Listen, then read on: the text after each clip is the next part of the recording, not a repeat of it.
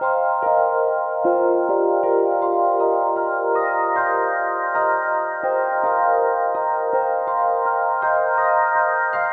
ya sabéis que la soteriología significa la salvación de Dios, ¿eh? ¿Cómo nos salva Dios?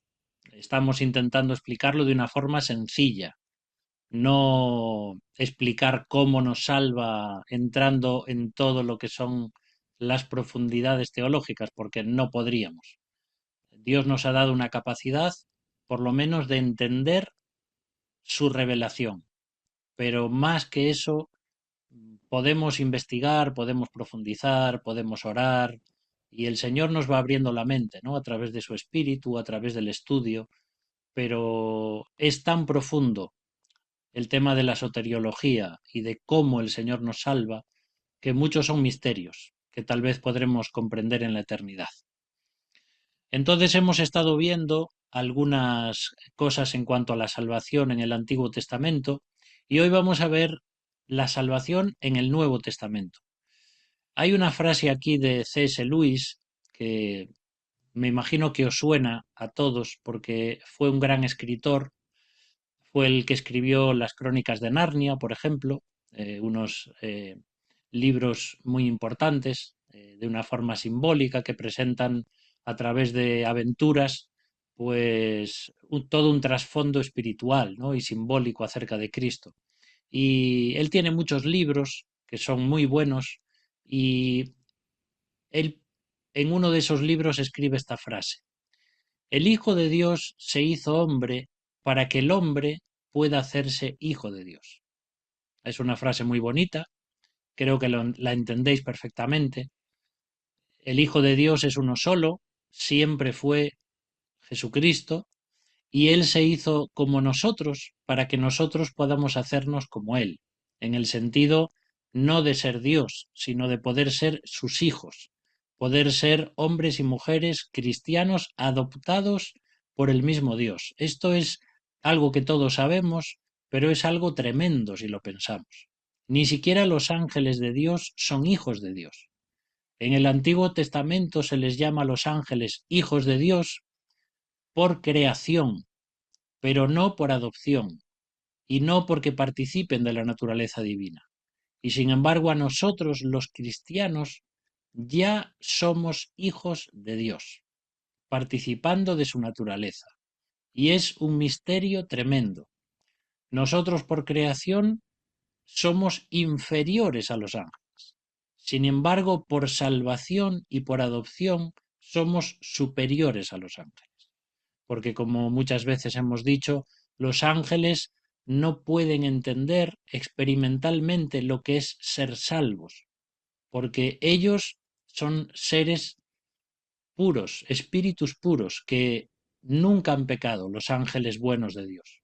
Y por tanto, no son capaces de comprender la profundidad de la salvación de Dios y de su gracia por los seres humanos.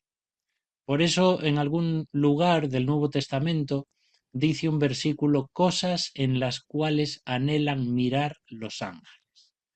Los ángeles nos contemplan como creyentes, nos contemplan como iglesia de Dios y aprenden de la gracia de Dios para con nosotros. Algo tremendo, ¿verdad? Eso es lo que tiene que ver con la salvación. Entonces, vamos a ver este tema de la salvación del pecado y cómo se muestra en el Nuevo Testamento. Desde los Evangelios hasta los escritos de Pablo, vamos a ir mostrando algunos ejemplos. Es importante entender esto: no puede haber salvación del pecado si primero no hay solución del pecado. Ya en el Antiguo Testamento, como hemos dicho muchas veces, comienza toda la simbología de la salvación. Tiene que haber un derramamiento de sangre, tiene que haber unos animales sacrificados para que el pecado se pueda tapar o se pueda cubrir. Pero esto no solucionaba el pecado. Esto lo único que hacía era cubrirlo. Entonces, para que Dios pueda salvar plenamente al ser humano, Él tiene que tratar y tiene que lidiar con el pecado. Primero hay que solucionar ese tema, porque la justicia de Dios exige que haya un pago por el pecado. Pero el amor de Dios al mismo tiempo es tan compasivo y misericordioso que no quiere castigar al ser humano. Entonces, de ahí que la solución que Dios encuentra, por decirlo así, para el pecado del ser humano es que su Hijo nos sustituya en la cruz del Calvario. Eso lo vimos cuando estudiamos Cristología y cuando estudiamos cómo Él adoptó una naturaleza humana para poder morir por nosotros en la cruz. Entonces, Dios va a solucionar primero el pecado para luego poder salvarnos. Juan el Bautista, por ejemplo, en Juan 1:29 dice: al día siguiente, Juan vio que Jesús se le acercaba y dijo: mirad, el Cordero de Dios que quita el pecado del mundo. Y ya el otro día hablábamos acerca de esto. El pecado del Antiguo Testamento era cubierto, pero hasta que viniese Cristo, todo ese pecado no podía quitarse. Pero también hablamos de que Dios quita el pecado del mundo para todos aquellos que confiesan sus pecados y se arrepienten de ellos. Cristo vino a morir por todos en la cruz. Cristo vino a saldar el pecado de toda la humanidad, pero no quita de una forma práctica todo el pecado hasta que las personas reconozcan su pecado. Esto lo vamos a ver ahora dentro de un rato. Entonces, por fin, esa obra soteriológica de salvación que se va desenrollando desde Génesis tiene su cumplimiento cuando Cristo viene para quitar el pecado, para que esa barrera que nos separaba de Dios, ese gran obstáculo que rompía nuestra comunión con Dios, pueda ser levantado y ahora los seres humanos puedan entrar de nuevo a esa comunión que tenían con Él, como por ejemplo en el huerto del Edén. Solo que ahora ya no solo como criaturas, sino también como hijos de Dios. Algo tremendo, ¿eh? Por ejemplo, en Mateo también encontramos versículos que nos muestran acerca de esta salvación del pecado. Dice ahí Mateo 19:25, los discípulos se quedaron atónitos. Entonces, ¿quién podrá ser salvo?, preguntaron. Jesús los miró y les dijo: humanamente hablando es imposible, pero para Dios todo es posible. Y si lees el contexto de estos versículos, te vas a encontrar ahí cómo Jesús había estado hablando con aquel joven rico que tenía un problema en su vida, y es que cumplía de una forma religiosa todos los aspectos de la religión judía, pero sin embargo en su corazón era avaro, era una persona que confiaba en sus riquezas. Y Jesús dice: cuán difícilmente entrarán los ricos en el reino de Dios. No está diciendo que una persona rica o millonaria no pueda ser salvo. Está diciendo que hay muchas personas que no quieren creer en Dios porque ellos se basan y confían solamente en sus riquezas. Piensan que su dinero les va a salvar de cualquier cosa, cuando a veces una simple enfermedad o un simple virus termina con su vida, por muchos millones de dólares o de euros que tenga. Entonces, aquí están hablando los discípulos en Mateo sobre el tema de la salvación. Y cuando ellos escuchan estas palabras de Jesús, dicen: pero entonces, ¿cómo se puede salvar una persona? Es muy difícil para el ser humano salvarse. Y Jesús les dice: por supuesto, es que el ser humano no puede salvarse a sí mismo. Para los hombres esto es absolutamente imposible. Solamente alguien desde afuera, que es Dios mismo en la persona de Jesucristo, puede salvarnos. También encontramos, por ejemplo, en el Evangelio de Lucas, y bien esta historia me parece que todos conocemos desde niños, si es que has crecido en una familia cristiana y has escuchado muchas veces la historia de Zaqueo, este hombre bajito. Y también hasta hay canciones, ¿no?, que sabemos de esta historia. Y dice ahí en Lucas 19, versículo 8: mientras tanto, Zaqueo se puso de pie delante del Señor y dijo: Señor, daré la mitad de mi riqueza a los pobres. Y si estafé a alguien con sus impuestos, le devolveré 4 veces más. Jesús respondió, la salvación ha venido hoy a esta casa, pues el Hijo del Hombre vino a buscar y a salvar a los que están perdidos. Ya sabéis la historia acerca de este hombre que tenía mucho dinero, que era un publicano, un recaudador de impuestos y que ganaba mucho dinero sirviendo a Roma y también imponiéndoles una gran carga de impuestos a sus congéneres los judíos. Pero cuando escucha que viene Jesús, como no le puede ver entre la multitud, él se sube a un árbol sicómoro, es decir, a una higuera, para ver a Jesús. Y ya sabéis, Jesús le dice que baje, le dice que va a comer con él en su casa, y cuando este hombre entiende realmente la salvación, es cuando dice estas palabras. A partir de ahora voy a dar la mitad de mi riqueza a los pobres. Yo no sé cuánto dinero tienes tú en el banco, pero imagínate una persona como Zaqueo, imagínate, pon la cifra que quieras, pero la mitad de ese dinero lo daría a los pobres. ¿Te imaginas dar la mitad de todo el dinero que tienes a los pobres? No es fácil, ni para alguien que tiene poco, ni para alguien que tiene mucho.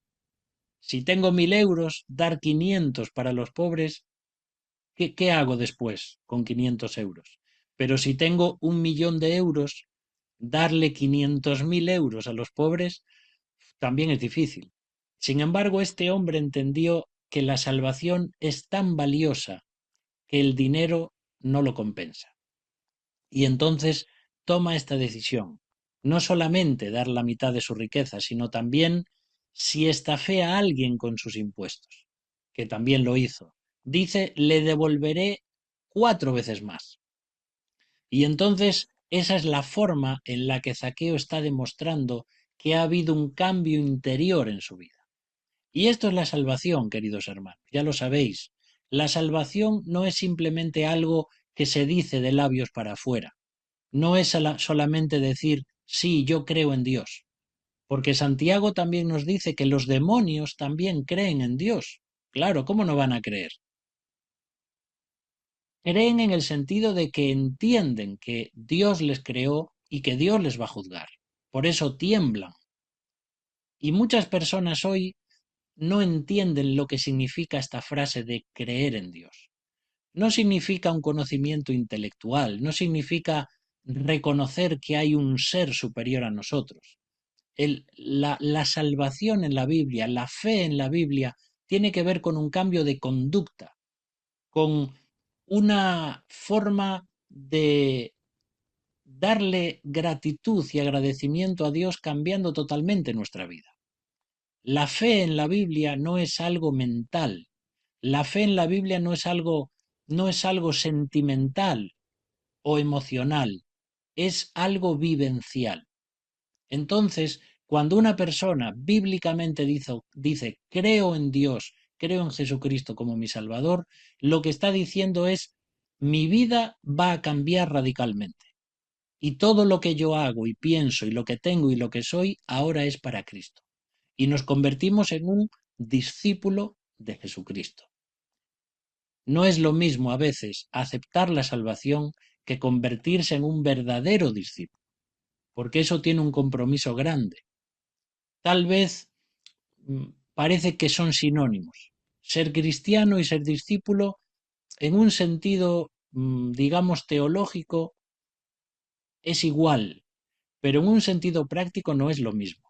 No es lo mismo salvarse, aceptar la salvación, creer en Cristo como Salvador, que tomar un compromiso de consagración personal, entregando todo lo que somos y tenemos a Cristo. Eso es mucho más difícil. Por eso hay muchos creyentes, pero tal vez hay pocos discípulos. Jesús dice, si alguno no renuncia a todo lo que posee, no puede ser mi discípulo. Dice, si alguno no aborrece, es decir, si no pone en segundo lugar a su padre y a su madre, no puede ser mi discípulo. Y si alguno no toma su cruz cada día y me sigue, no puede ser mi discípulo. Y muchas veces la cruz que Dios permite en nuestras vidas es pesada de llevar. Y a veces nos gustaría quitárnosla de encima. Pero Jesús dice, si quieres realmente demostrar que eres mi discípulo, sigue adelante con ese peso. Yo te daré la gracia para seguir adelante. Y eso es realmente ser un discípulo. Y no es fácil, pero no se basa tampoco en nuestros méritos. Es lo que Cristo hizo por nosotros, salvándonos, lo que el Espíritu Santo hace por nosotros, santificándonos, y lo que el Padre hizo por nosotros, llamándonos y dándonos de su gracia. Así que encontramos en esta historia de Zaqueo una gran muestra de lo que es la salvación, un cambio interior que se manifiesta en el exterior. También os quiero decir algo en cuanto a Zaqueo y la teología de la prosperidad. Sabéis que esto cada vez es más común en los ámbitos, digamos, evangélicos, si es que se puede decir evangélicos, cuando dicen que todo lo que tú tienes o parte de lo que tú le das, Dios te va a bendecir y Dios te va a prosperar y todo lo que tú das, Dios te lo va a dar mucho más. Y ser cristiano significa cada vez estar más sano y tener más dinero. Y esa es una teología incorrecta. Y esto lo encontramos en Zaqueo. Cuando Zaqueo se convierte y acepta a Cristo, no prospera económicamente, al contrario, pierde un montón de dinero que tenía. Lo acabamos de ver. Él, entendiendo lo que es la salvación, empieza a dar de su dinero, muchísimo dinero, la mitad de sus riquezas y 4 veces más a los que había estafado. Zaqueo se quedó, entregó muchísimo del dinero que tenía. Ahí no encontramos la teología de la prosperidad. Encontramos cómo cuando uno a veces le da al Señor, parece que pierde dinero, pero realmente lo está invirtiendo en el reino de los cielos. La teología de la prosperidad es correcta si pensamos en dónde lo estamos invirtiendo. Cuando yo doy una ofrenda de 100 euros para una persona, es decir, estoy diciendo 100 euros como cualquier cifra, es un ejemplo, para una persona o para una necesidad o para la obra de Dios, cuando llegue al cielo, seguramente esos 100 euros se habrán convertido, pues no sé, en 1000. No sé cómo funciona eso a los ojos de Dios. Parece que aquí perdemos ese dinero, pero realmente lo estamos invirtiendo. Pero esa es la teología correcta de la prosperidad, pero no la que están predicando ciertos grupos de personas y muchos de ellos sectarios que engañando a la gente y jugando con su fe y con sus sentimientos quieren apropiarse de su dinero para ellos estar, por ejemplo, como decíamos alguna vez, teniendo aviones privados para predicar por el mundo mientras su congregación pues está tal vez pasando hambre. Eso de ninguna forma es posible, y menos si pensamos en el ejemplo que nos dio Cristo. Cristo no aprovechó los recursos de sus discípulos, tanto hombres como mujeres, para enriquecerse, ni tampoco el apóstol Pablo, ni ninguna persona que haya sido apóstol o discípulo de Cristo en la Biblia. Así que es un tema que está claro bíblicamente. También encontramos en el Evangelio de Juan acerca de la salvación. Este versículo que creo que tienes que saber de memoria y si no, hay que estudiarlo. Este es uno de los versículos más importantes de la Biblia. Recuerdo siempre a mi abuelo paterno que él me decía, ¿cuál es el versículo más grande de la Biblia? Y yo pensaba de niño y decía, a ver, ¿cuál puede ser el que tiene más palabras? Y él me decía, no, no, el versículo más grande. Y entonces me citaba Juan 3:16. Y me decía, ese no es el versículo más largo, es el versículo más grande, el más importante. Y luego me decía, el versículo más largo de la Biblia está en Esther 8, me parece. No recuerdo ahora el versículo. Y lo lees y es verdad. Allí creo que es Esther 8:9, me parece. Allí te encuentras con el versículo en castellano más largo de toda la Biblia. Pero no es lo mismo el más largo que el más grande. Y Juan 3:16 dice así, pues Dios amó tanto al mundo que dio a su único Hijo, para que todo el que crea en Él no se pierda, sino que tenga vida eterna. Dios no envió a su Hijo al mundo para condenar al mundo, sino para salvarlo por medio de Él. Muchas religiones, y aun a veces cristianas, predican que Cristo vino para condenar o que Él vino para castigarnos, o a veces piensan en un Dios que viene a mostrar mm, su carácter con un látigo, pero no es así Dios. Este versículo nos dice que Cristo vino para mostrarnos el amor de Dios, no para condenarnos. Ahora, nosotros nos condenamos a nosotros mismos si no aceptamos ese amor de Dios. Eso sí que es una condenación y eso sí que es la ira de Dios, como en un rato vamos a nombrar. Pero en Juan, que fue posiblemente el gran teólogo del Nuevo Testamento, tal vez más que el apóstol Pablo en el sentido de profundización en la teología, aunque por supuesto el apóstol Pablo también tiene textos increíbles, pero el Evangelio de Juan es algo con una profundidad teológica impactante, sobre todo porque hay varios capítulos enteros donde el mismo Jesús, el Hijo de Dios, está hablando de las profundidades de la Trinidad. En Juan 17, por ejemplo, encontramos a Jesús orando a su Padre y diciéndole cosas maravillosas. Y ahí entendemos cómo Él estaba con el Padre antes de venir al mundo, cuál era la unidad que tenían entre ellos, el amor en ese seno trinitario, cómo ese amor luego se envía a la tierra en forma de Hijo de Dios encarnado y cómo ese amor también forma parte del Espíritu Santo, es decir, los tres ahí, la Trinidad en amor. Es un tema increíblemente vasto y profundo. Ahora, cuando encontramos aquí este versículo, está condensada como en una cápsula la grandeza y la profundidad del Evangelio, porque nos muestra el amor de Dios, nos muestra que el amor de Dios da, porque cuando tú amas a alguien tienes que dar. Y este es otro tema.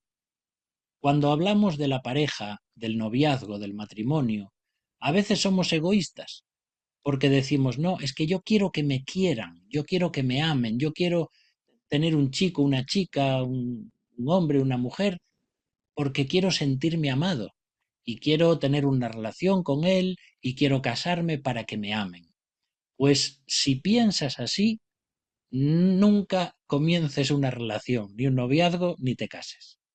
Porque el llamado al matrimonio es un llamado a entregarse, a dar al otro, sin esperar recibir. Yo entiendo hoy mucho mejor esto que cuando me casé con 24 años. Tengo que reconocer que era bastante egoísta y que no entendía completamente lo que era el matrimonio. Sí, uno entiende lo que es y busca agradar a Dios y busca amar a su esposa, pero realmente con los años te vas dando cuenta de lo que significa amar. No es lo que sucede hoy en día de ese enamoramiento que dura 2 o 3 años y cuando se va el amor y ese sentimiento, las personas necesitan cambiar de pareja porque ya no sienten el amor. Pero es que el amor de Dios y el amor del matrimonio es un amor que se sacrifica, un amor que se entrega, un amor que tiene paciencia, un amor que perdona. Si no, es imposible un matrimonio sin ese amor de Dios en nosotros. Así que, repitiendo, Dios nos amó tanto que nos dio todo lo que tenía. Es decir, se entregó a Él mismo en la persona de Cristo. ¿Para qué? Para que nosotros podamos tener vida eterna. Aún siendo pecadores, aún habiéndonos rebelado contra Dios, aún siendo enemigos de Dios, Dios nos amó y Dios nos perdonó y nos dio todo, porque Dios no se guarda nada para sí. Dios lo da todo y dice que vino al mundo para amarlo, no para condenarlo. Por eso que la única alternativa a la salvación es la ira de Dios. Y esto parece una contraposición, es decir, no estamos diciendo que Jesús vino al mundo para salvarnos y no para condenarnos, entonces ¿cómo puede ser que la ira de Dios siga ahí? Pues como hemos ya dicho muchas veces, aunque nos cuesta de entender, estamos diciendo que si una persona no acepta el sacrificio de Cristo y no le recibe como Salvador, la ira de Dios todavía está sobre él. Es decir, Dios sigue sin reconciliarse con la persona que no quiere reconciliarse con él. Porque, mira, me viene ahora a la mente una idea. ¿Tú abrazarías a alguien que no quiere ser abrazado? ¿Vas a forzar a alguien a abrazarte si no quiere? A veces, a veces hay personas en la iglesia que les encanta dar abrazos y otras personas lo dan un poco a regañadientes porque ellos por su carácter no son tan abiertos para expresar sus emociones. No pasa nada. Tenemos diferentes formas de ser, ¿no? Diferentes personalidades. Ahora, yo no puedo abrazar a alguien que no quiere ser abrazado. Y Dios, cuando está en Cristo reconciliando consigo al mundo, y Cristo está con esos brazos abiertos clavados en la cruz, lo que está diciendo simbólicamente es, quiero abrazaros a todos. Tengo mis brazos abiertos para abrazarte y para perdonarte. Pero ¿qué pasa si las personas no quieren recibir ese abrazo? Entonces esa muerte de Cristo no puede abrazarles. Entonces, la ira de Dios que se cargó sobre Cristo para evitar nuestra condenación no viene y no se hace práctica en nuestras vidas porque estamos rechazando su abrazo. Por eso dice ahí Juan 12:48, pero todos los que me rechazan a mí y rechazan mi mensaje, dice Jesús, serán juzgados el día del juicio por la verdad que yo he hablado. Sí que va a haber un juicio, todos lo sabemos. Y ese juicio va a ser el juicio del gran trono blanco, como se nos muestra en Apocalipsis. Va a ser un juicio que solamente va a ser para personas incrédulas.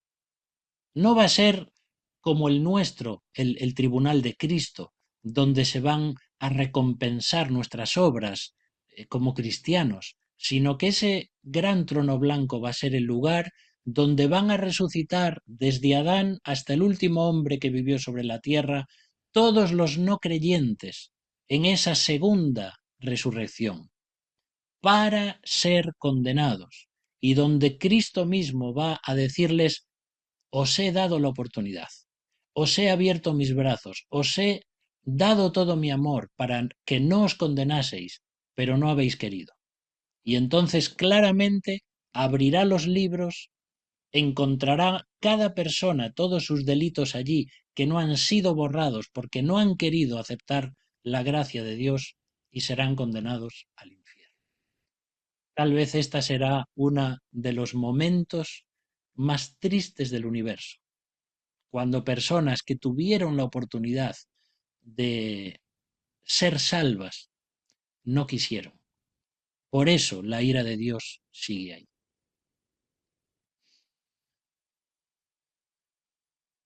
La salvación tenemos que entender, como vimos el otro día, que tiene mucho que ver con Israel, porque la salvación viene de parte de Israel.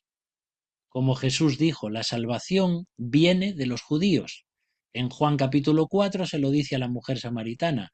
La salvación, el origen de donde se forja la salvación, de cuando Dios dice que escoge a un pueblo para salvarlo, para sacarlo del mundo, para que sea diferente a los demás pueblos, y es lo que se llama santidad, sacar hacia afuera, eso es el comienzo de todo el gran tema de la salvación.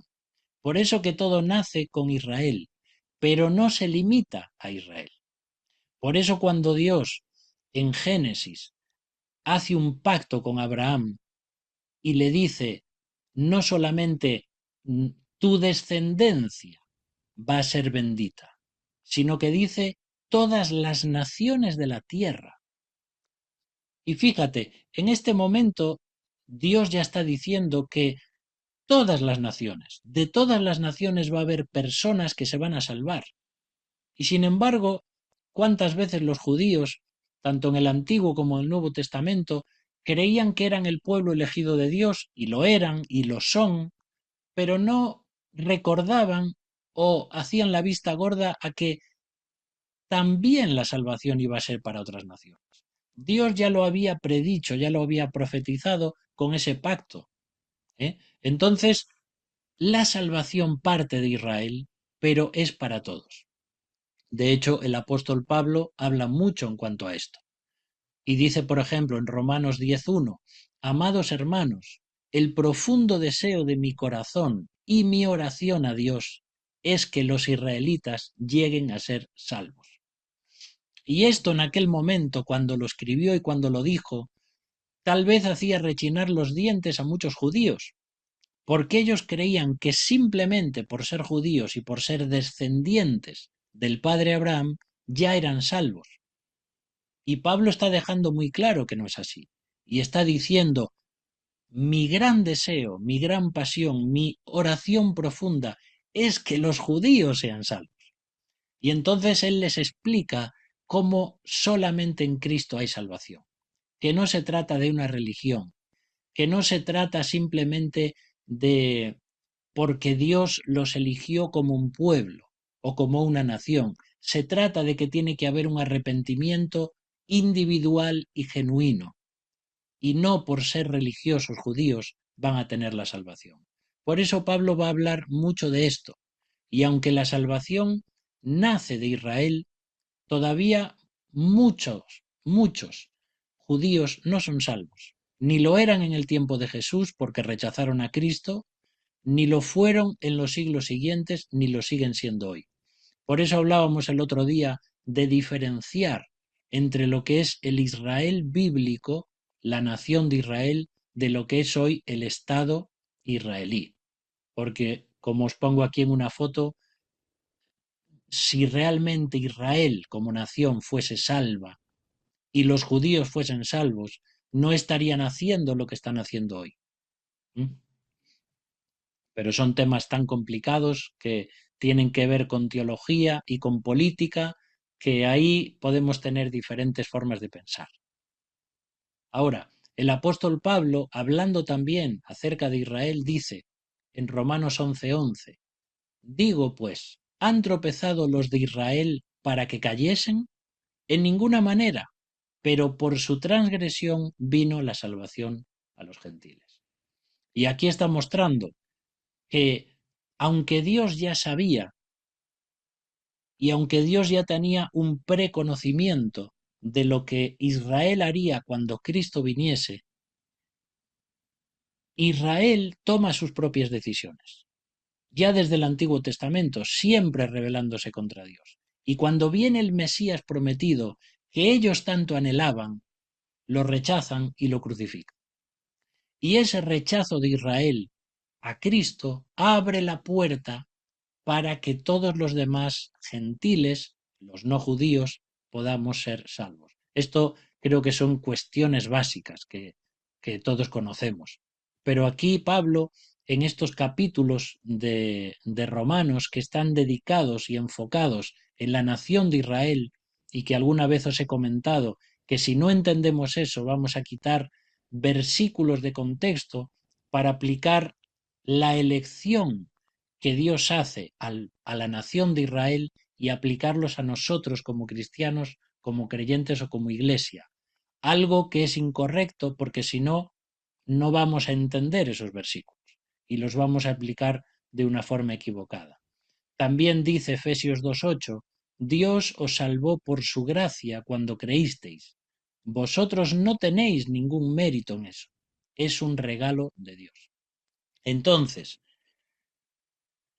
Dios había elegido al pueblo de Israel pero el pueblo de Israel rechaza a Cristo cuando viene el Mesías profetizado.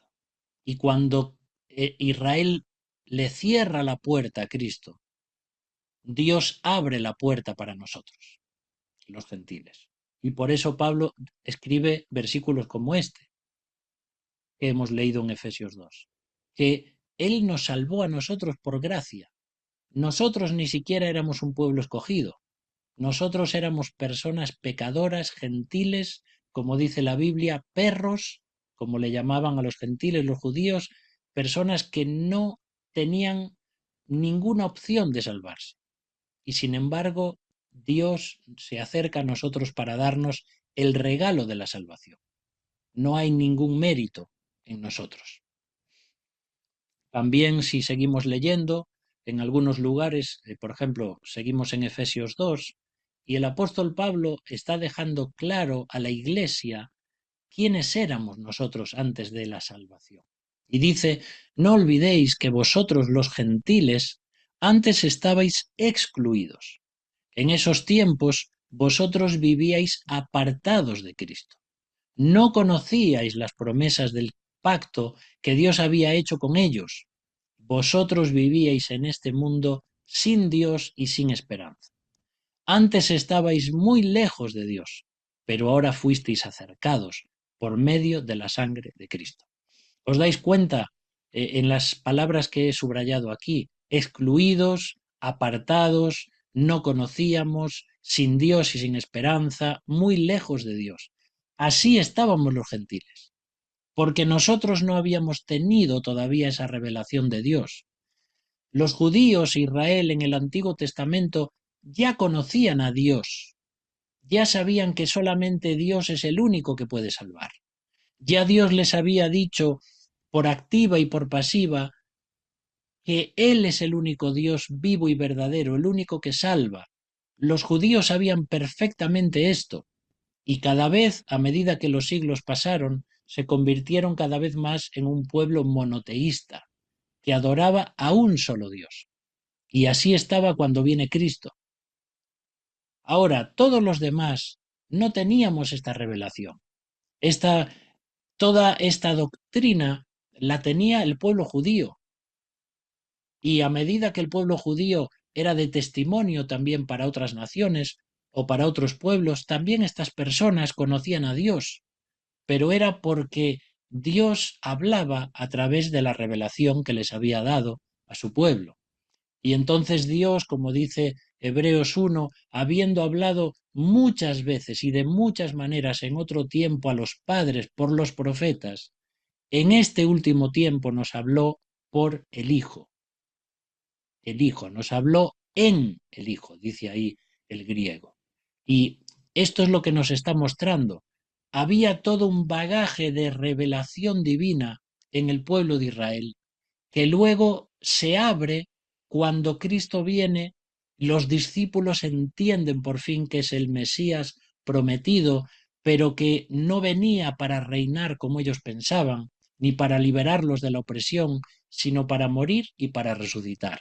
Y cuando ellos entienden esto, y todos los textos del Antiguo Testamento empiezan a encajar como un puzzle en la persona de Cristo, y ellos ven a Cristo resucitado, y ellos comienzan a predicar de una forma nunca vista antes, porque luego en Hechos 2 el Espíritu Santo desciende sobre ellos y los empodera y los capacita para predicar el Evangelio con prodigios y señales, y miles de personas creen en Cristo. Y ahí vemos cómo las naciones comienzan a ser bendecidas. Aquella promesa, aquel pacto de Abraham hacia Abraham, ahora comienza a verse en todas las naciones.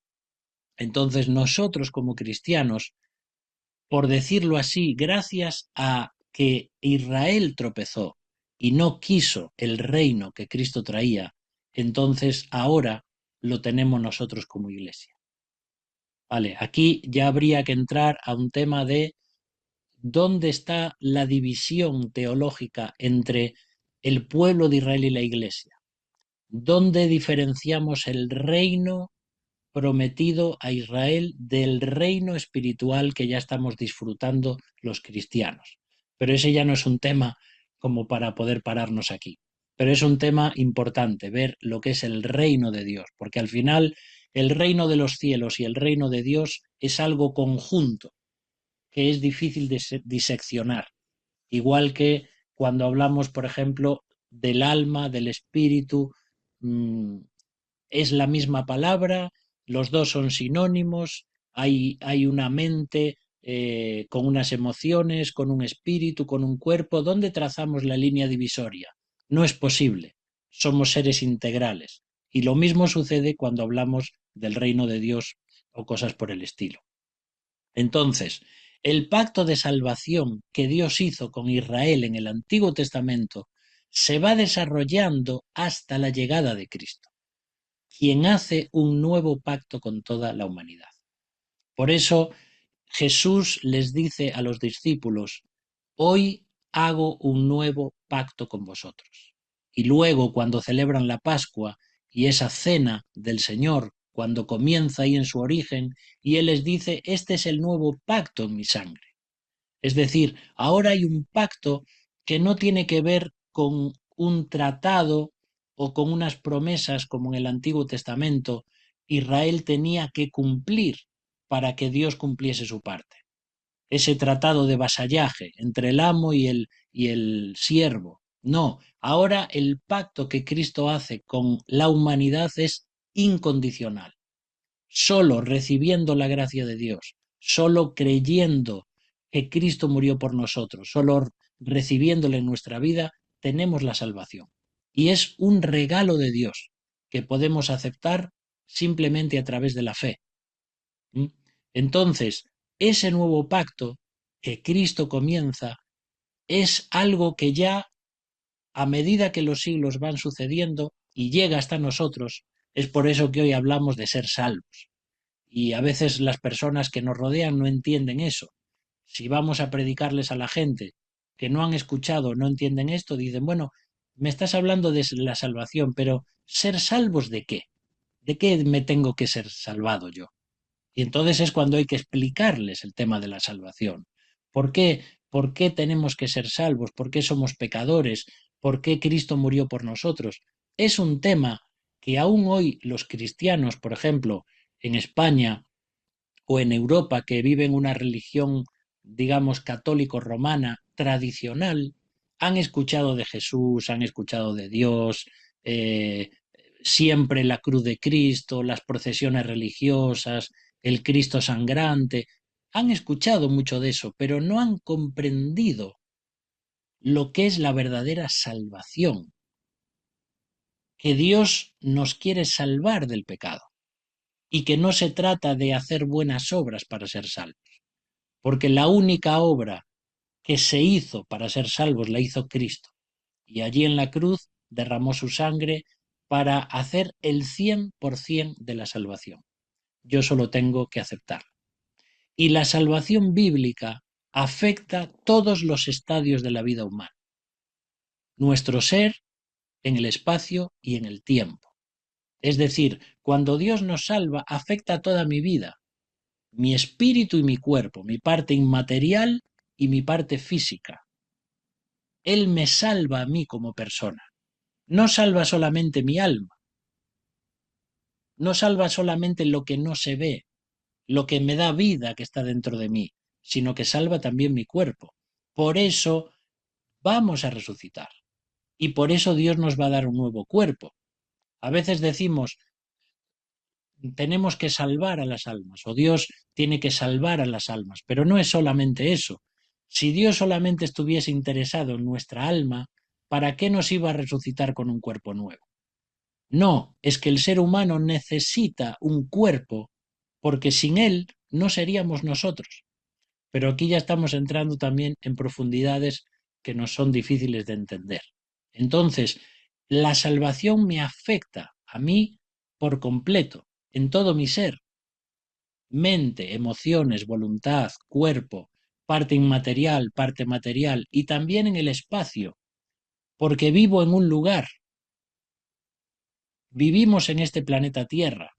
La salvación afecta a este momento, a este lugar y también en el tiempo, porque estamos viviendo en el 2025 y Dios salva en este momento.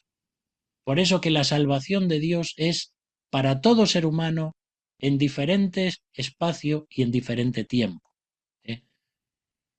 Temas también profundos, que a veces intento explicarlos sencillamente, pero no entrar ahí porque son complicados, lo que es realmente la salvación, porque si hablamos del tiempo y de la eternidad, ¿cómo lo explicamos?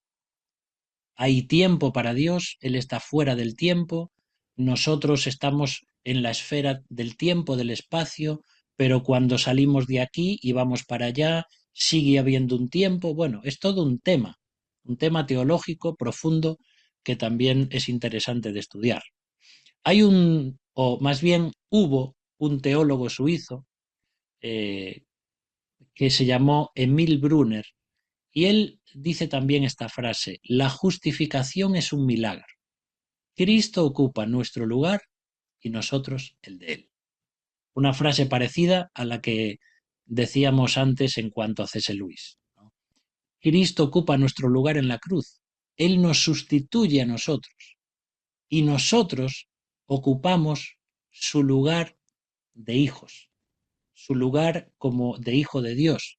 Él ocupa nuestro lugar en la cruz y nosotros, gracias a esa obra de Cristo, podemos recuperar y tener la misma posición que Él tiene ante los ojos de Dios. Por eso Cristo dice que nosotros somos sus hermanos. Anunciaré tu nombre a mis hermanos, en medio de la congregación te alabaré. Y en Cristo nosotros también somos sus hermanos, hijos adoptados de Dios. Tremendo misterio. ¿Mm? Vamos a ver algo en cuanto a la salvación y Dios, es decir, cómo la identidad y el carácter de Dios son el centro de la salvación. El origen de la salvación está en Dios, no está en el ser humano. Tenemos que ir a Apocalipsis, capítulo 7 y versículo 10, que además es un libro donde habla continuamente de salvación, porque en este libro encontramos la victoria final de Cristo sobre el pecado, sobre la muerte, sobre Satanás, sobre todas las cosas, y cómo Él se convierte en el centro y lo más sublime del universo, el único ser adorado plenamente, Jesucristo, el Cordero de Dios. Y dice ahí: y gritaban con gran estruendo: la salvación viene de nuestro Dios que está sentado en el trono y del Cordero. A veces hay personas que les molesta la música un poco fuerte en la iglesia, pero cuando llegues al cielo vas a ser parte de este gran estruendo, ¿eh? No es hacer ruido, es que cuando uno está muy feliz, no se lo puede callar. Cuando estás muy feliz, no sonríes solamente, sino que gritas de alegría. Y de la misma forma va a ser en la eternidad. Vamos a estar allí porque esta es una foto nuestra del futuro y con gran estruendo vamos a decir: las personas de toda nación y tribu y lengua y los ángeles de Dios y las criaturas y los seres que hay allí, vamos a clamar y a gritar: la salvación viene de nuestro Dios. Eso va a ser algo apoteósico. No sé si alguna vez has ido a un concierto de música o un concierto de música clásica o has estado presente en algo masivo, así de miles de personas cantando, pero eso es algo que te pone los pelos de punta, ¿eh? Y es verdad, como os decía, en la iglesia tiene que haber también un orden. No significa que podemos poner todos los decibelios y vatios y reventar los altavoces que tenemos, pero a veces cuando tenemos que cantar canciones que exaltan a nuestro Dios, tienen que tener ritmo, tienen que tener fuerza, tienen que tener volumen, ¿eh? Pero todo es un equilibrio. ¿Mm? Por eso la salvación es teocéntrica, es decir, está centrada en Dios, no es antropocéntrica, no tiene que ver con nosotros, no surge de nosotros. No es que el ser humano un día le dijo a Dios, Dios, es que necesito de ti, sálvame. No, ya hemos dicho, la salvación se origina en Dios mismo. Es Dios quien busca al hombre, no es el hombre quien busca a Dios. Es el Dios quien busca al hombre y quien le dice, ¿dónde estás? Como le dijo a Adán. ¿Dónde estás tú? Y entonces Dios viene al hombre, el hombre se empieza a dar cuenta, gracias a su Espíritu Santo, de que somos pecadores. Y a través de la revelación de Cristo y al escuchar su voz de amor a través de su palabra, es cuando nosotros nos rendimos a los pies de Jesús. Pero sin esa primera búsqueda de Dios y la salvación que se origina en Él mismo, porque surge de Él como una fuente que emana, nosotros jamás podríamos ser salvos. No hay justo ni en uno, no hay quien busque a Dios. Nadie, nadie busca a Dios si Dios no, no nos busca primero. También algo importante que tenemos que decir, no tenemos señorío ni control de la salvación. Algunos de vosotros diréis, por supuesto, pero hay personas que creen que esto no es así. Creen que nosotros como cristianos podemos tener un cierto señorío, un cierto poder para dar vida o para dar muerte. Pero esto no es así. Vuelvo a repetirlo, no tenemos señorío ni control de la salvación. Esto solo le pertenece a Dios. No somos repartidores de salvación. No fabricamos nosotros un producto para vendérselo a las personas. No somos nosotros un gran Amazon espiritual que llegamos a la puerta de las personas con una caja diciendo, mira, esto lo he hecho yo para ti. Nosotros no somos los que definimos los términos de la salvación. Y quiero decir algo aquí en cuanto a esto que puse de la arrogancia y exclusividad teológica. Hay personas, y generalmente son personas que han estudiado, que a veces se creen que pueden explicar la salvación mejor que otros y que ellos han comprendido la salvación y que si no es de esa forma en la que ellos la explican, entonces las personas no pueden ser salvas. Y esto es una soberbia y una arrogancia y una exclusividad teológica que no aparecen en la palabra de Dios. ¿Sabes lo que pasa? Cuando uno estudia mucho la Biblia y cuando uno estudia mucho de teología, entonces uno comienza a tener una especie de orgullo espiritual, porque uno sabe que sabe. Y entonces empiezas a usar términos teológicos, empiezas a conocer muchas cosas que tal vez una gran parte de tu congregación no conoce. Y entonces esa, ese gran estudio de teología te hace sentirte como yo sé más y entonces yo puedo definir y yo puedo decir cómo se salva una persona. Y aquí es cuando entramos en problemas, porque el único que tiene la exclusividad del Evangelio es Cristo. Y Él, como lo digo siempre y lo repetiré una y otra vez hasta que me muera, la salvación es mucho más sencilla de lo que algunos la quieren entender. La salvación la puede entender un niño. Entonces, de ninguna forma nosotros podemos decir, estos son las partes de la salvación. La salvación es este con este cajón, cuando abres este se cierra el otro y la salvación tiene este engranaje. Entonces, cuando este engranaje y estos dientes entran aquí y cuando la justificación después de la redención y antes de la adopción, entonces hay salvación. A ver, es una locura.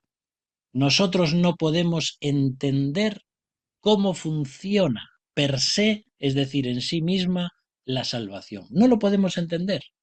Es una obra que Dios hace en el corazón de una persona. Tenemos mucha revelación para entender aspectos de la salvación, pero no para decir, queridos hermanos, nosotros predicamos un evangelio verdadero y los demás no. Y es por eso, hermanos, que hay tantas denominaciones.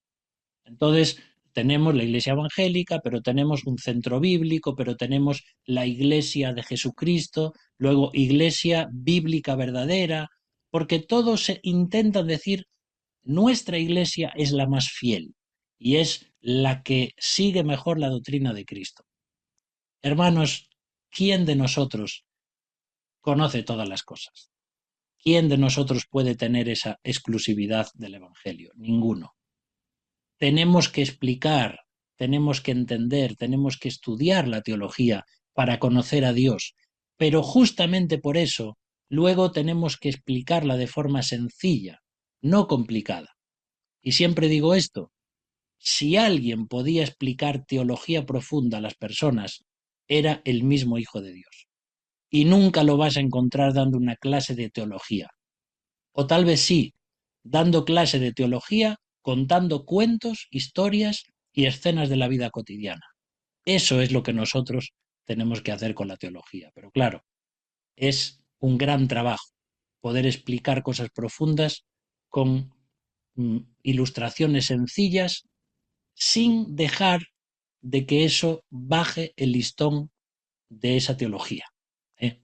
Así que es decisión y don de Dios la salvación y no de nosotros. Por eso vamos a ver el próximo día cómo nosotros somos agentes a través de los cuales Dios habla, pero nosotros no somos el fin en nosotros mismos, ni somos quienes salvamos a las personas. Así que quedémonos hoy con esto. Dios es muy importante. La salvación parte y tiene su mismo origen en Dios. Y es por eso que cuando entendemos esto, podemos comenzar a seguir desgranando y a quitar los gajos de esa naranja tan especial que es la soteriología. Podemos ir quitándolos uno a uno, pero necesitamos también aprender a saborear esos gajos. Una fruta no es solamente para diseccionarla, es para comérsela. Y la teología y la soteriología, como lo que estamos estudiando, no es para meter en un tubo de ensayo, es para disfrutar de ella, es para decir al final, gracias Señor porque me salvaste. Entiendo pocas cosas, son muchos misterios para mí, pero me has salvado. Tengo una experiencia contigo, sé que soy salvo, porque lo siento en mi alma, porque creí en Cristo, porque entiendo esa revelación tuya que me has dado y saboreo esta teología. Eso es lo que tenemos que hacer. Muy bien, vamos a dejarlo aquí porque si no el tema se nos va para largo. Espero, hermanos, que esto os esté ayudando a comprender un poquito más o con algunas ilustraciones más lo que es la salvación y cómo solo Dios puede dárnosla y cómo es el origen de todo y cómo está en su identidad de amor y de justicia la salvación para la humanidad. Si hay preguntas, si hay cosas que queréis comentar, cosas con las que no estáis de acuerdo, todos estamos aprendiendo. Aquí el único profesor es el Espíritu de Dios. ¿Vale? Nosotros somos alumnos, yo soy el moderador, por decir así, y juntos aprendemos, porque al final es la palabra de Dios la que nos habla. Todo lo que te ha bendecido en esta noche es gracias a Dios. Alguna cosa que te ha molestado es gracias a mí. ¿De acuerdo? Gracias, Padre, porque realmente la cena que nos has dado es espiritual también. Gracias por la salvación, gracias por este tema tan apasionante y gracias porque aunque no podemos entenderlo, tú ya pensaste en nosotros antes de crear el mundo. Cuánto amor, Señor, para nosotros, indignos, miserables, pecadores. Gracias por tu amor y porque Cristo vino a dar su vida por nosotros. Que tú nos ayudes a vivir todo esto, Señor. Que podamos ser agradecidos en nuestra vida y también saber que Cristo está vivo, que Cristo resucitó y que volverá a buscarnos. Y un día en la eternidad comprenderemos todavía más y mejor lo que significa la salvación.